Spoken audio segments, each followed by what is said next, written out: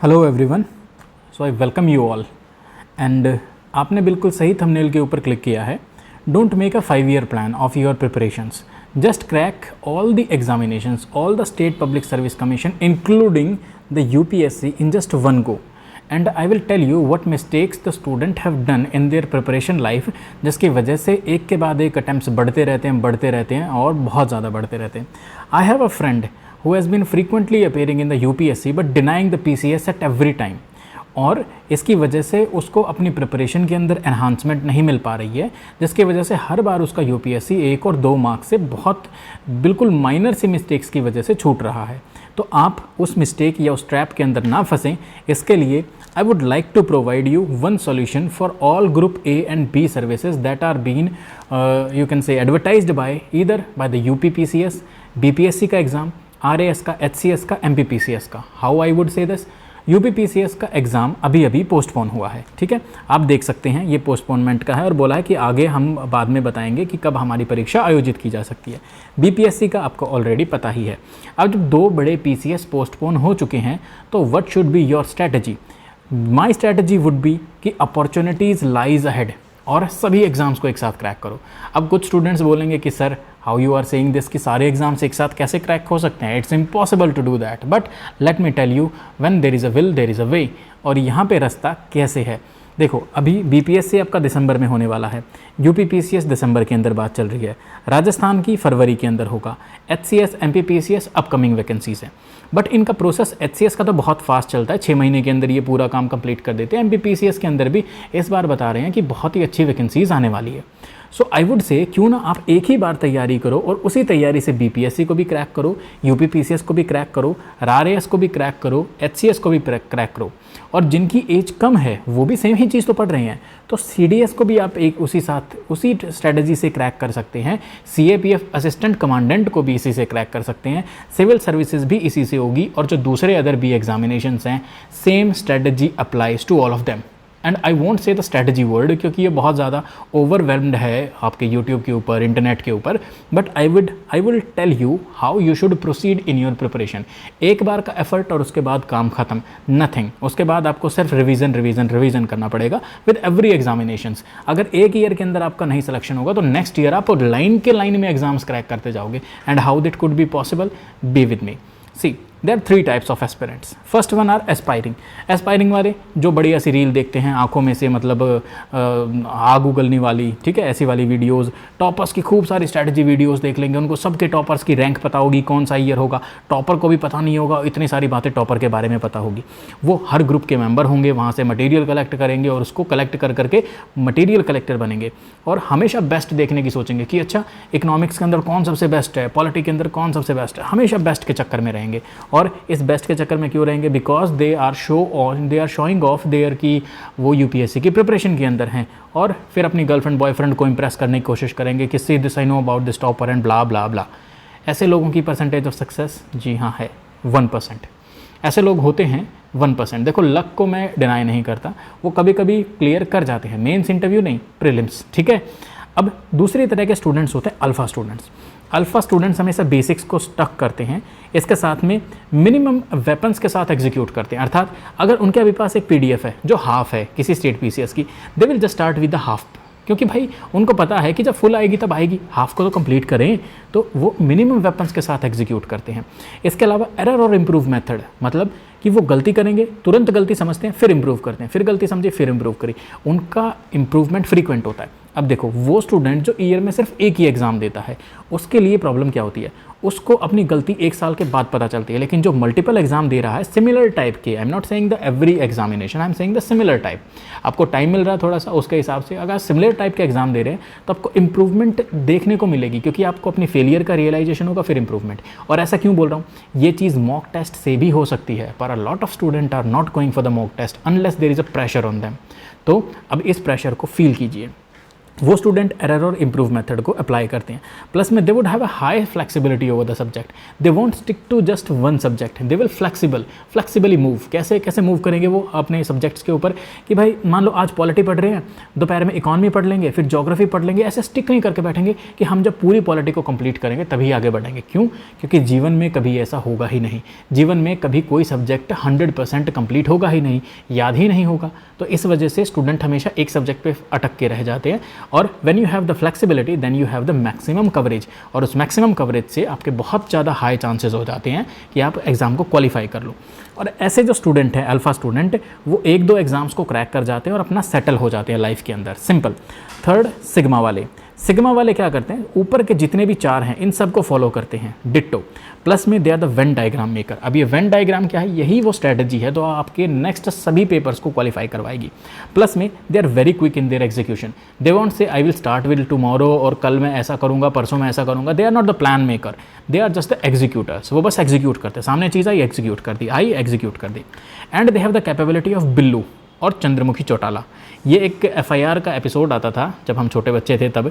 अब यहाँ पे क्या होता था, बिल्लू भूल जाता था, तो दे have the capability of Billu. Billu का मतलब क्या है कि जैसे ही उन्होंने कोई एग्जाम दिया दे जस्ट फॉरगेट अबाउट दैट, कि उसकी कट ऑफ क्या रहेगी, वैकेंसी बढ़ेगी नहीं बढ़ेगी, उसके अंदर क्या घपला हुआ है क्या नहीं, nothing. They just forget that and look for their next aim, कि अगला उनका एम क्या है। अगर उनमें बहुत पीछे रह रहे हैं तो they will strike for the next, और बहुत बेहतरीन तरीके से। And this is the capability of the Chandramukhi Chautala.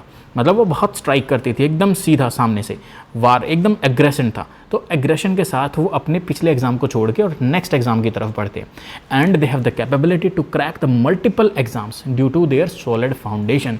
अब आप बोलोगे सर ये वेन डायग्राम क्या है, इसको बता दो। यही वेन डायग्राम आपका सॉलिड फाउंडेशन है। How I will say this, कैसे मल्टीपल एग्जाम्स आपकी हेल्प करते हैं, and how the same strategy is been applied to the all examinations. Now this is answer to them.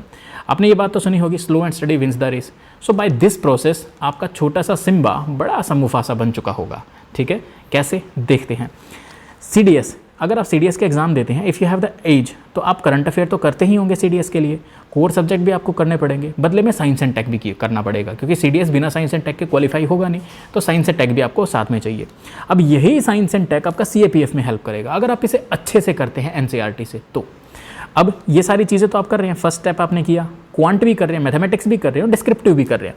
अब इससे क्या एज मिलेगा, क्वांट से आप UPSC का CSET क्वालिफाई कर सकते हैं, डिस्क्रिप्टिव से आपको एक एज मिल जाएगा, थोड़ा सा लिखने का तरीका मिल जाएगा। स्टेट PCS के अंदर तो कोई अटैम्प्ट्स काउंट ही नहीं होते, और आपको मल्टीपल रिवीजन की भी हेल्प मिलती है। Multiple state PCS, multiple revision, उसका मतलब ये नहीं कि मतलब पूरे हिंदुस्तान के स्टेट PCS पर दो, जो आपकी रेंज में आते हैं, जो आपको लगता है कि हाँ ये इसके बराबर में आप जा सकते हो वो। इसके अलावा कोर के ऊपर कमांड कीजिए। कोर का क्या मतलब है हम आगे बात करेंगे। फिर फैक्ट्स के ऊपर कमांड होती है। फिर आपका MCQ एप्टीट्यूड, जब आप एग्जाम्स देते हो उसकी आप प्रैक्टिस करते हो तो उसके लिए आप मल्टीपल मॉक्स लगाते हो। तो मॉक्स के थ्रू आपने देखा होगा ना कि एक स्टूडेंट को कुछ नहीं पता तो वो तुक्का मारता है ABCD में से, और उसके 10 में से 6 तुक्के सही मिलते हैं। और कई लोग बोलते हैं कि सर हम 10 तुक्के लगाते हैं, बहुत दिमाग लगाते हैं, उनमें से एक भी सही नहीं मिलता, कभी कभार एक सही मिलता है। How this happens with us? Reason is very simple. Their MCQ aptitude is strong. उनका MCQ aptitude strong, और ये aptitude कैसे बनता है?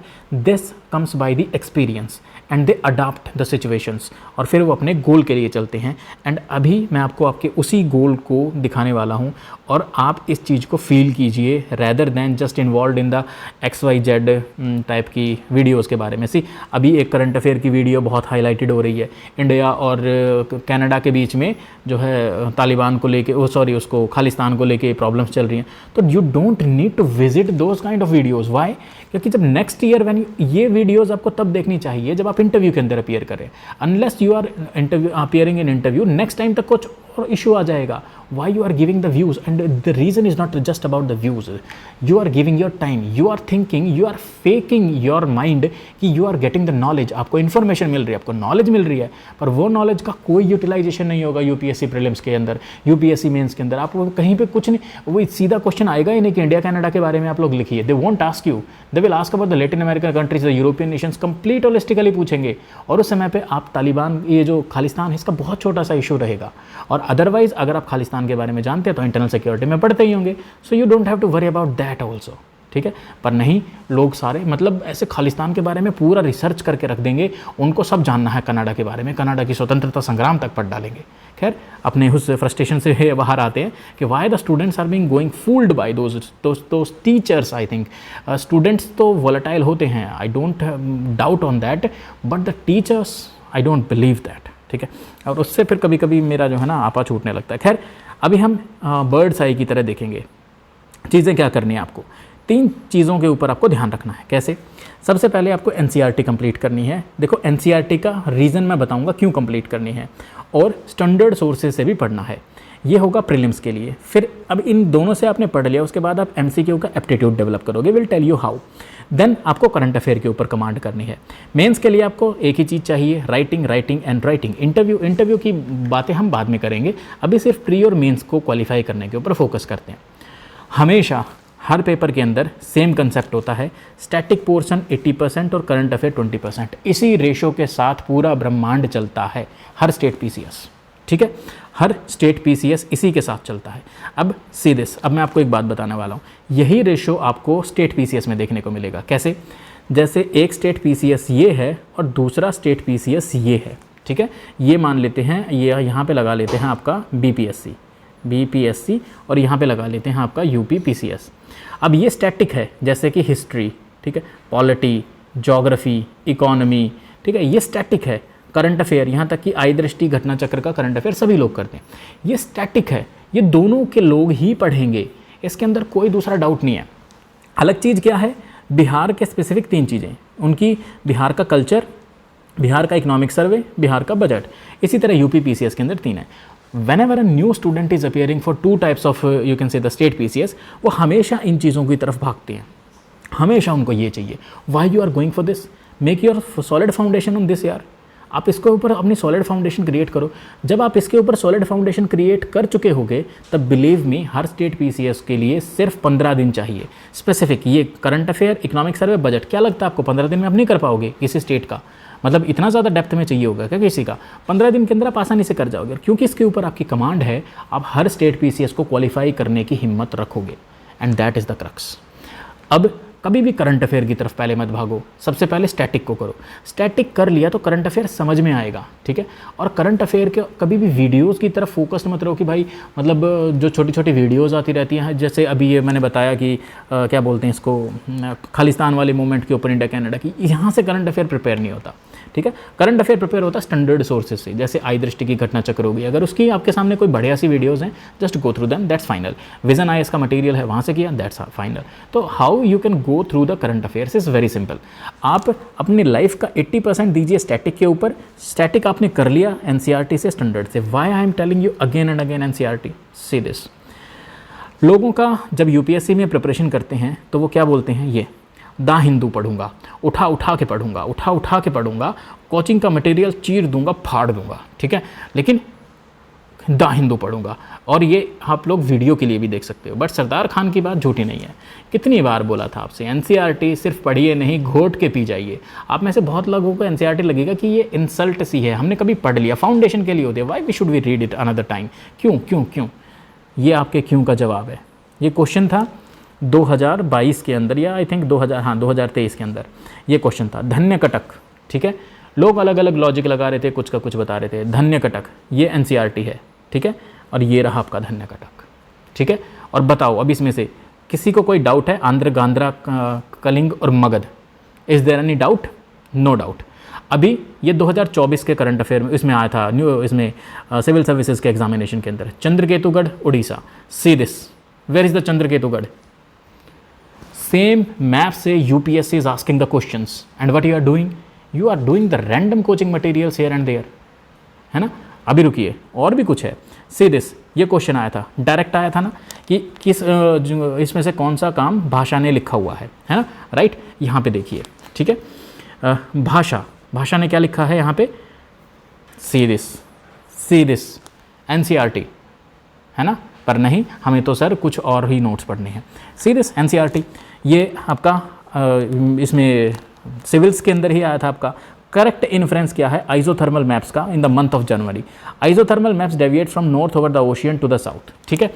Isothermal deviate north over the south, direct line, the presence of cold ocean currents Gulf Stream and the North Atlantic drift. अब देखना यहाँ पे, the presence of warm ocean current Gulf Stream and the North Atlantic drift make the northern Atlantic Ocean warmer, make the North Atlantic ocean colder. यहाँ पे वो छेड़खानी कर रहा है, make the north oceanic warmer and isotherm bands towards the north, isotherm band towards the north. बंदे ने सिर्फ कोल्ड की जगह वार्म की जगह कोल्ड को शिफ्ट किया है, nothing else, direct pure NCERT. ठीक है, पर नहीं, हमें तो कुछ और चाहिए। देन देखो ये क्वेश्चन था, आई थिंक सीआईपीएफ के अंदर था या किसी सिविल्स के अंदर ही था। Annual and daily range of temperature is low, precipitation occurs throughout the year, precipitation varies between 50 to 250 centimetre. See this is in directly in front of you. The mean temperature of the summer on the month range is the 15 to 20 degrees Celsius. In winter it is this. Annual and daily range of temperature are small. Any annual and daily are small. Precipitation occurs throughout the year. Precipitation occurs throughout the year. Second line, बंदे ने enter मारा है, अगली line, precipitation varies from greatly from the 50 to 250, variation between 50 to 250. Direct that comes in front of you. ठीक है, और यहाँ पे आपको क्या देखने को मिलता है, marine influence, direct questions from the NCERT and UPSC is picking it again and again. और सिर्फ यूपीएससी नहीं, हर स्टेट पीसीएस। ठीक है, आप घटना चक्र को उठाइए, वहाँ से चेक कीजिए, you will find out everything. See this, black soil is considered as suitable for the growing rainfeds. ठीक है, यहाँ पे आपको देखने को मिलेगा ब्लैक सॉइल, क्योंकि उसका सेल्फ एब्जॉर्प्शन कैपेसिटी होती है, that retains the moisture for a very long time, which helps crops specially of the rain fed ones, the rain fed crops. ठीक है, then black soil can retain the moisture, black soil absorb and the moisture and soil retains the moisture for a very long time. ठीक है, see this, and even during the dry season, exactly they are putting the lines from NCERT to your question papers, but the students won't understood this. Students को चाहिए किसी भैया के notes, क्योंकि उसमें XYZ topper ने बोला है, और यहाँ पे ये सरदार खान की बात समझ में नहीं आएगी कि NCERT पढ़िए नहीं, घोट कर पी जाइए। अब आप में से कुछ लोगों का मन करेगा कि सर दोबारा से एनसीईआरटी पढ़ना है, जाइए टॉपर्स की आप लोग फिर से देखिए, I don't have an issue about that. Go to the toppers videos and just check those videos. वहाँ पे आपको हर टॉपर ऐसा बोलेगा एनसीईआरटी इज़ द मस्ट, और उसको बोल के फिर आगे बढ़ जाएगा। पर एनसीईआरटी इज़ द मस्ट का मतलब क्या होता है, आपकी आत्मा की जितनी ज़रूरी होती है एनसीईआरटी। ठीक है, अब यहाँ पे मैं आपको बताता हूँ, some of you might understood the importance of the NCERT, समझ गए होंगे। कई लोग सोचते हैं चैप्टर वाइज पढ़ते हैं, चैप्टर वाइज मतलब क्लास 6 का पहला चैप्टर, दूसरा चैप्टर, तीसरा, चौथा, पांचवा, छठा, ऐसे करके पढ़ेंगे। कुछ लोग क्लास वाइज पढ़ेंगे कि पहले क्लास 6 पढ़ा, फिर क्लास 7 पढ़ा, फिर क्लास 8 पढ़ा। ठीक है, मतलब कि यहाँ पे क्लास 6 वाले क्या करेंगे, हिस्ट्री को पहले कंप्लीट करेंगे, फिर 7th की हिस्ट्री को पढ़ेंगे, फिर 8th की, हालांकि अलग अलग नहीं है, फिर 9th की, फिर 10th की, फिर ज्योग्राफी को ऐसे कंप्लीट करते आएंगे। तो ये क्या है, ये है क्लास वाइज, चैप्टर वाइज, फिर क्लास वाइज कि पहले 6th को पूरा पढ़ लिया, हिस्ट्री, पॉलिटी, ज्योग्राफी, 7th को पूरा पढ़ लिया, हालांकि है नहीं अलग अलग, आगे चल के होती है डिफ्रेंशिएट। तो यहाँ पे 8th के अंदर ऐसे पढ़ लिया, तो ये क्लास वाइज है। The smart one would be the theme wise. Theme wise क्या बोलते हैं, जैसे सपोज जो 6th क्लास है, 6th क्लास के अंदर अगर बुद्धिज़्म जैनिज़्म दूसरे चैप्टर में है, 7th क्लास के 4th चैप्टर में है, 8th क्लास के 2nd चैप्टर में है, 9th क्लास के 7th चैप्टर में है, तो वो इन सभी बुद्धिज़्म को कनेक्ट करके एक ही बारी में पढ़ डालेंगे। इससे रिपीटेशन नहीं होगा, और दूसरा उनके नोट्स बढ़िया बनेंगे, and they would retent it for the longer time. वो लंबे समय तक चीज़ों को अपने दिमाग में स्टोर करके रख पाएंगे। ओके, तो ये सबसे बढ़िया चीज़ होती है यहाँ पे।